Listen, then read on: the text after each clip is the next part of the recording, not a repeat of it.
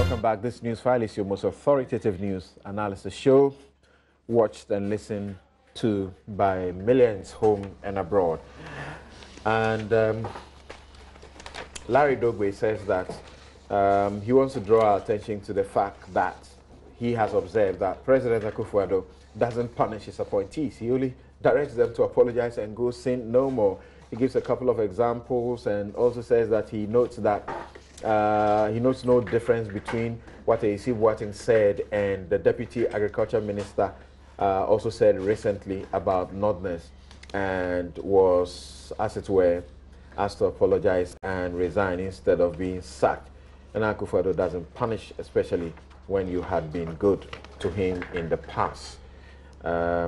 Watch this space. This pattern will continue till the 4 years is over. Interesting. You are such a prophet. We'll see whether your prophecies come true or they don't. Nana Sapong says, what is Mr. Okujecha Blakwa saying? Can he tell us what he thinks of the apology that was given by his friend Mahama in Parliament? Let's hear what he thinks about that as well, whether it was sincere, like A.C. Boateng has done. And YKA Ansa Yabwa says, are we running a seminary in Ghana or a country based on rule of law? I am almost scandalized. You guys should not be giving, should not be even talking about forgiveness. We must get to the stage that we hold our political leaders to the highest standard and relieve them of their post. The minute it comes to the public domain of showing complete lack of judgment like Mr. A.C. Boateng has done, there should be no excuses and no apologies.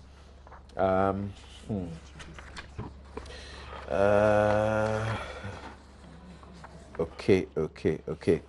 And also, Citizen Dennis says, I believe forgiveness must be a lifestyle, and further to that, I dare say, if God were to judge us as we are, none qualifies to see this day. Thus, we live on mercies. But at the end of the day, we bear the consequences of our disobedience, even after forgiveness. Or, the man is forgiving, yes, but his utterances makes him unfit for the role he's been assigned. Opening Akrofi says, His Excellency A.C. Boateng needed to be assigned. It should be ambassador at large. If he had to be reassigned, it should be ambassador at large. Okay, thank you all for sending in those messages. Now, we are really focusing on the issues and the revelations as have been made by the COCOBOD boss. He has come forward to reveal to Ghanaians that a lot of rot has gone on within that place, particularly a few days after the NDC lost power. They did some very unthinkable things. He says $400 million was spent within a space of how many days after they lost power? He can't believe that happened. And then there's a revelation about a guest house.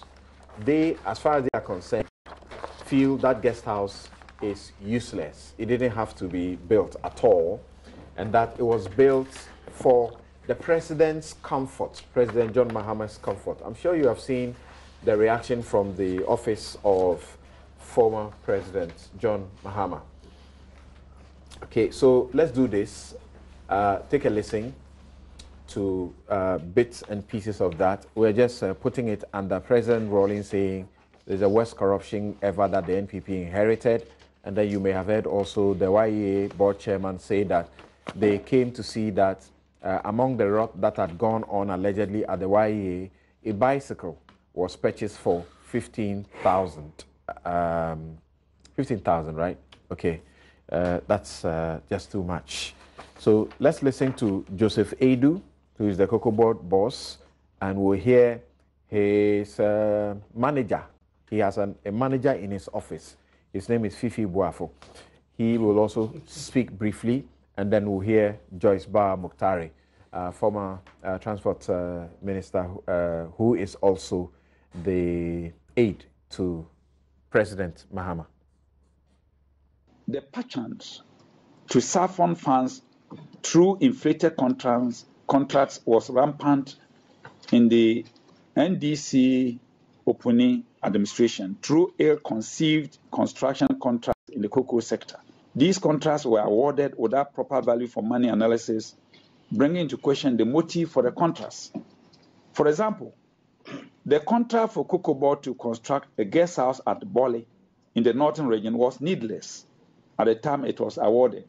President John Dramani Mahama was said to have influenced the award to enable him to enjoy comfortable holidays during his visit to his constituency. The contract for COCOBOD to construct a guest house at Bole in the northern region was needless at the time it was awarded.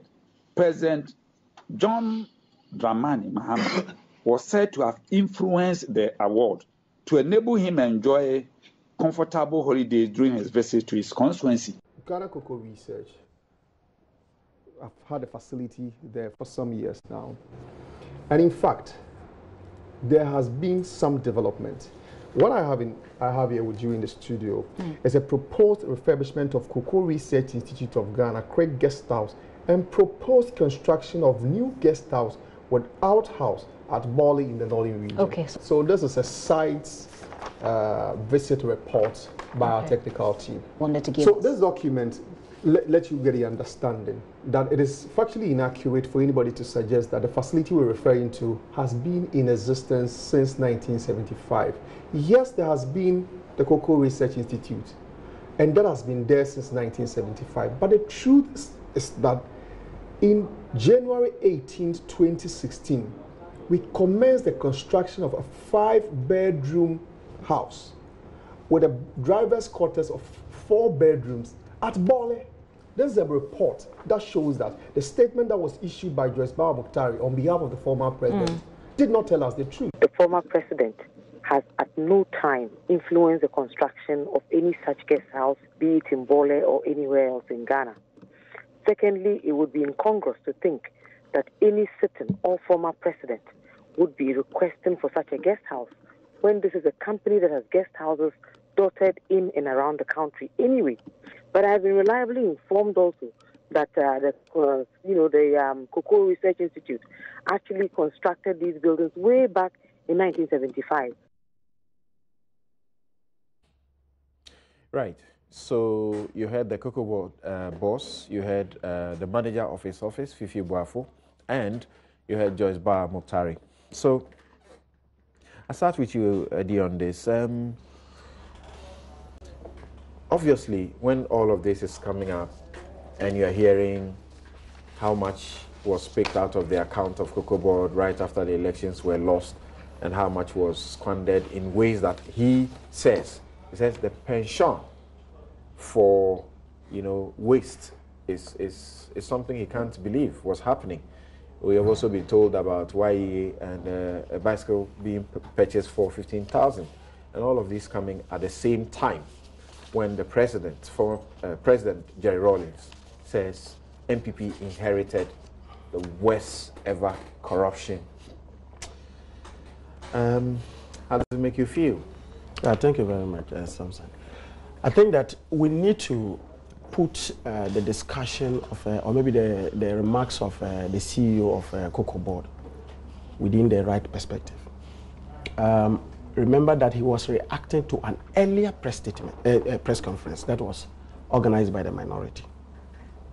In that said press conference, the minority sought to highlight certain initiatives that had been started by the previous government, and on the basis of that, they felt that it yielded some positive things.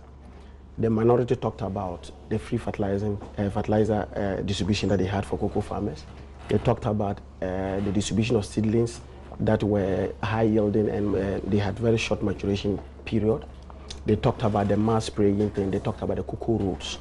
And the fact that all these policies, as they were, culminated in we exceeding our target, because you remember that in the 2016-2017 cocoa season, the target for the country was 800,000 metric tons, but we got 966,700 metric tons.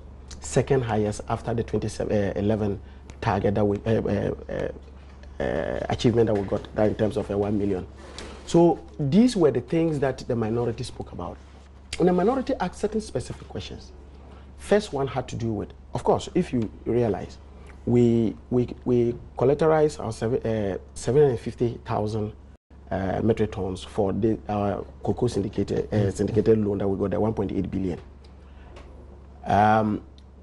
However, because of the fact that we had 966,700, it meant that there was a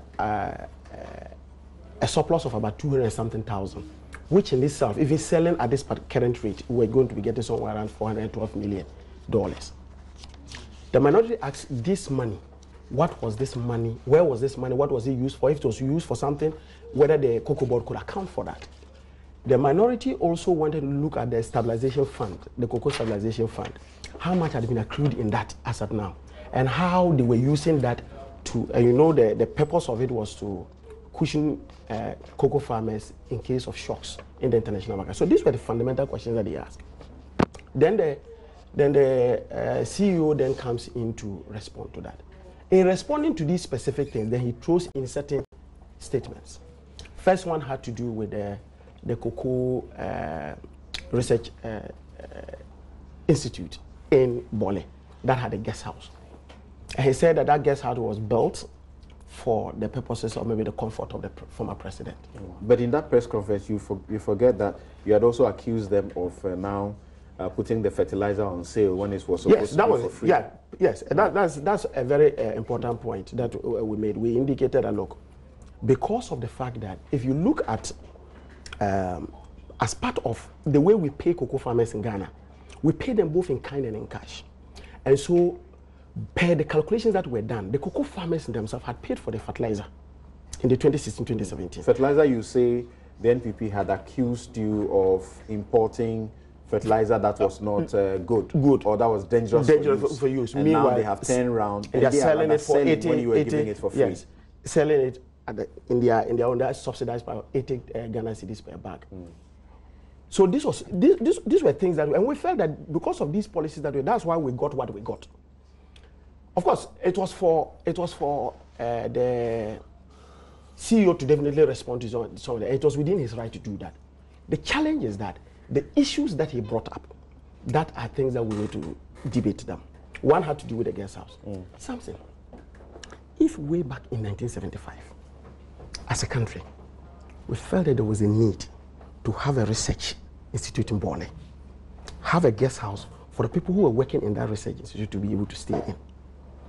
And when you have a research institute, it is not only for Ghanaians. You can have international researchers who will come and need accommodation to be able to be there to work.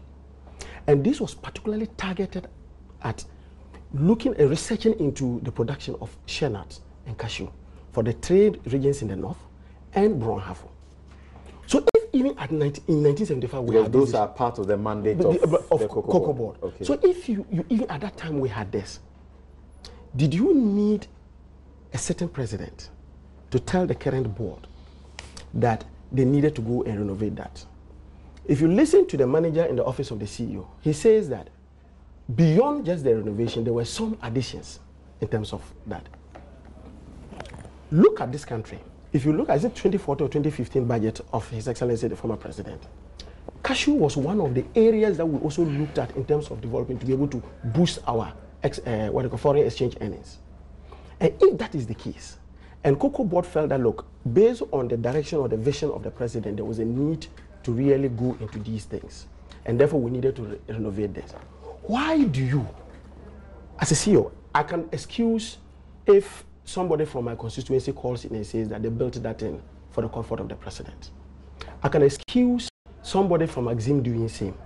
But for a CEO, when you come out to make statements, you must You don't want to say what Kasalato Forsing said, the former deputy finance minister. He called him a serial caller because he said what he did was tantamount to what serial callers do. You make statements that are based on facts. The former president didn't need a COCO. You want to tell me that when he gets to Bali, he has no house there to stay in? And that he was going to be a president in perpetuity? That the guest house there, because let's assume that even he had been given the second term, maximum of 8 years. So did he need that just for the 8 years? So this was something that we, by even their own assertion, we knew that they were not doing. They're talking about the nature of the extra building that has been put. That's why I said that even in 1975, it is not something that you can anticipate will be built, you know, for visitors who are going for research in those areas. And I have indicated that if you think that you have a target to develop the shell nut industry, you have a target to develop what do you call it, the cashew production in this country, and particularly the fact that you will be getting people not only within the country but outside the country to do certain things like that. It is, you can't describe this particular project as frivolous. You can't. But if you do not even want to, I just want to look at even the assertion that it was for the comfort of the president. It can be supported by any fact. They're telling you that the amount that went into that, you know, renovation, so to speak, initially we're told was $5 million. We're now told $7, and Fifi now giving us the information that it's really about $8 million. I mean, if you gave that money to one cocoa growing area, what you will get out of that? Again, Samson, their first assertion, when they came out, they didn't look at the quantums that were involved in the renovation or the construction of any other building. They looked at it on the basis of the fact that it was built for the comfort of the president. It was only when that thing was shut down, then they went to the monies that were there. And therefore, I can't even, until we have real proof, I wouldn't take their figures for that. That's the first thing. Okay. The second point that they made had to do with constructing a 50,000 metric ton warehouse that they didn't need because they had enough capacity. I want to challenge COCOBOD. If they have enough storage capacity for the organization, how come that in Community 18, as we speak now, they have a rented property where they store their jute sacks? How come if you have extra storage for that? Besides that, you see, he indicated that it was a newly constructed building. Something again, you can ask your reporters to go back and check. It is an old property of COCOBOD that was renovated. Then they go back to say that it was a newly constructed warehouse. That's another thing. The old part of it is renovated, and there is the new one that has been done, which is a new 5-bedroom executive building. For where? For the Tema one? No, I'm talking about the warehouse. Okay. They didn't go on to make another statement, the fact that, look, that they took money from COCOBOD to pay some judgment debt.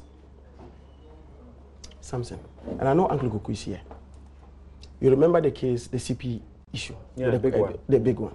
That finally ended up in court. There was a judgment debt against us.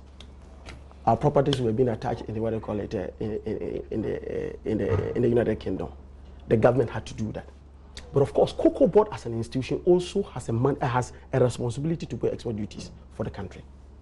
Over a period of time, they have not been doing those things. The government of Ghana says that you owe us X amount of money. We need part of it to be able to pay for these properties that had been taken as a result of our failure to pay the judgment debt. You consider that as part. You're saying that accounts for the $19 billion debt they talk about that you left behind? No, there are two different things. You remember that he made a statement that they just tagged a particular expenditure, they described a particular expenditure and siphoned money and paid for something that they didn't need to pay. It was not part of the mandate of COCOBOD to be paying for judgment debt. And the point we're making is that the money that, and remember at that time, COCOBOD was under the Ministry of Finance. It is only under this particular government that you have had COCOBOD being under the Ministry of Agric. Right. And so all that Ministry of Finance was doing, and we get this mostly, even particularly in the energy sector, you have a situation where government owes the utilities. So the government also introduces subsidies. So on the basis of the fact that he has to pay the utilities this amount of money. Meanwhile, government can go on to, say, purchase crude oil for the utilities. On the basis of that, they do a rationalization of the various figures and see on what basis, how much do I owe you. So to throw all these stories into the general public without any fact, without any proof, it's a bit worrying. And he then goes on to talk about that 400 million was spent after the defeat. Something $400 million is not a child's play. The truth of the matter is that if you were to take this $400 million, it was supposed to go to private parkers. I'm wondering where you were going to put these monies. But of course, there has been a total explanation as to what these monies were being used for. You had outstanding payments to be made to contractors, particularly in the cocoa rows. You had outstanding payments to be made even for the procurement of fertilizer that are being sold now. And on the basis of that, when they do this expenditure and they pay these things, and the government's mandate doesn't end on December 7th. Government's mandate, depending on whatever happens, ends on the day that he really hands over. So the fact that people always think that because you have lost an election, you cease to rule, you cease to be a government, in itself is a bit worrying. And I think that all that COCOBOD must concentrate in doing is that, one, make sure, because cocoa, we can't run away from the fact that if you were to look at it, cocoa contributes heavily towards our GDP growth. Cocoa helps us in terms of job generations, even though per what AEC says, they will be prioritized for the NPP. But these are areas that we need to be very serious and be very serious about them. But if you come out and spew out lies that you can't support, and when they confront them, you shift poles, okay, then you have a problem. Hold on. Now, Doc, yeah, I mean, some say this is becoming quite a bit terrible for the governing party, that in this instance, just like the snake matter that came up, you sought to propagate untruth, and then you were caught. Yeah. The headline was, you know, $400 million, we don't know where it's gone to, and a debt that cannot be explained. And explanations have been given for each one of them, and the suggestion that a building was put up for the president, initially you would discover that the communication didn't acknowledge that there was an original building that was renovated. Yeah. And so that was sort of an embarrassment that, you know, that communication was exposed. Then you take the YEA, which 15,000 cedis bicycle bought. We get the reaction that shows that that was actually purchased in 2006, you know. So what is going on, and was left by the Kufuor administration, was left in the stores. So what's going on? Let me quickly say that yes, it's true. Like the Smith case, we've had explanations, but the explanations do not bring a judgment on the matter that the stakeholders or the actors are innocent. I know Mr. Thompson, key managers are, how do you call it, are cooperating with the IOCO. They discredit the stories that are told. Exactly, but they haven't come out to discredit. It's not a finality of the matter. It is true, if you ask them, they are going to IOCO, they are cooperating with the relevant state authorities to go into some of these matters so that if it is established that they've done wrong, we can make sure we retrieve assets for the state. Right. Yeah, so in terms of the communication and inappropriateness at some occasions, I admit. But the bottom line is that the relevant state authorities are going into these matters. And then, because I think the back and forth is not what will benefit us as a country. That's right. It is the substantive cases we can make that will benefit us. Now, you know, I like the way you said it. I mean, we are making a connection between what former President Rawlings said about the corruption, the height of the corruption before the coming of this government. And let me make a few revelations. I wanted to do a few rebuttals, but let me make a few revelations. Between 2001 to 2008, the 8 years of the Kufuor administration, a total of $4.6 billion through syndicated loans were invested into, how do you call it, the cocoa sector, 4.6 billion. Now, the growth that was experienced in the cocoa sector was 133% between 2001 to 2008, an average of 16.6 yearly. A total of $12.4 billion has been invested into the cocoa sector through syndicated loans within the 8 years of the Mills Mahama, the period, the 8 years. Now, this is the irony. You have one that invested 4.6 billion and experienced growth of 133, and another experiences invest $12.4 billion and produces 7% growth, average of less than 1% a year. Why the connection? Why the disparity? It's simple. it is such gross abuse of discretion when it comes to investment into the sector. We are not saying that Bole is not important, but if you are a manager at COCOBOD and you to invest close to 8 million Ghana cedis in building, how do you call it, that figure has not been proven. That figure has not been proven. But yes, you are saying the figure has not been proven. But the fact remains that you invested significant amounts of money into building an outhouse for drivers and also for executives at Bole. Now, my brother, it's not only in the cocoa sector. Let me show you a very nice trend in seconds. For the first time, we had a government that said they were investing so much in infrastructure during the past 8 years, yet growth declined from over 8% all the way down to 3.5%. Why do you invest in infrastructure? You invest in infrastructure so that through access to goods and services, you can increase productivity and you can increase your growth as a country. That's correct. But there was an inverse relationship during the past 8 years, where the more they talked about investing in infrastructure, the greater the decline. The disconnect was as a result of very wastage. Normally, when I use corruption, it hits some people hard, so I prefer wastage. And I normally don't like to start from Smarties, go through, how do you call it, GDRG and all that. I normally mention only Smarties to tell you the gravity of the situation. Where a company is allowed to do a contract that could have cost about 100,000 Ghana cedis, the government admits they paid excess of over 3.5 million Ghana cedis with a few buses, 200 buses. They themselves admitted, the government of the day admitted that, kindly give us the excess. And remember, that was not out of their own volition. It was after excessive complaints from the public that we need to retrieve the assets of the state. So the more you invest in the sector and get fewer returns, the greater the suspicion of wastage. And that's what Rawlings is talking about. So COCOBOD came out to set the record straight and not to issue judgment, because they don't have the power. It's the courts that will tell that this guy was wrong, this guy was that. They came to set the record straight that, hey, wait a moment. You have a government that just a few months ago decided to give out road contracts to the tune of 5.16 billion Ghana cedis, when they themselves made a budget of 1.64.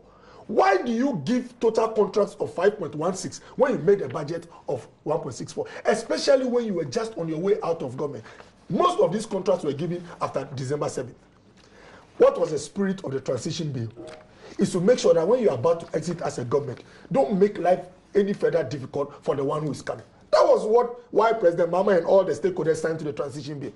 Yet when you say, they will say, but you are legitimate until the January 7th. Why did you go to sign the transition? Because we admit that there are certain critical decisions you ought not to take them because they are going to be on the neck of the one who is coming.